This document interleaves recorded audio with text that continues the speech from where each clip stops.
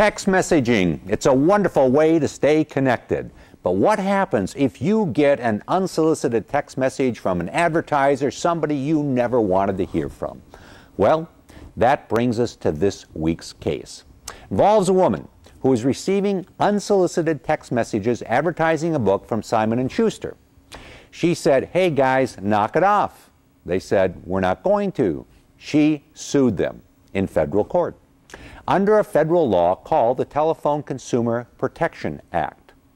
Simon & Schuster fought the case, went all the way up to the Ninth Circuit Court of Appeals, and the court had to decide a relatively, we would think, simple issue, but under the law there are no simple issues. The court had to decide whether the law that provides protection from unsolicited phone calls, the Telephone Consumer Protection Act, applied to text messages.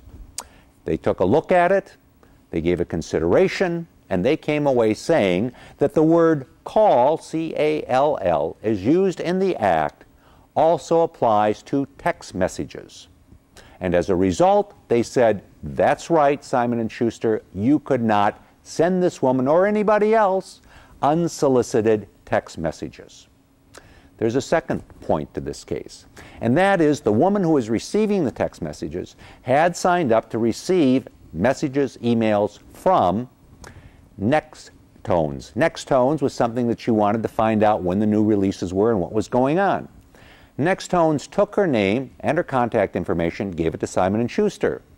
Simon & Schuster said, we got this from someone that she said she wanted to receive messages from. Court looked at that and said, hey, that's no excuse, that's no explanation, because you are not an affiliated company of Nextones. Therefore, you cannot, under the fact that she wanted Nextones to contact her, you cannot go ahead and contact her also. All right, so two important points we have here today in today's case.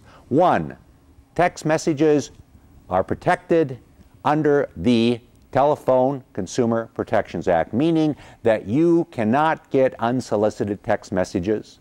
Two is if you gave your name to somebody and say, you guys can send me messages, and they give the name to somebody else, sell it to somebody else, that next person who gets it, that next company that gets it, cannot be contacting you. All right, we bring you this case, we bring you cases every week so you understand how the law works. I'm David Allen.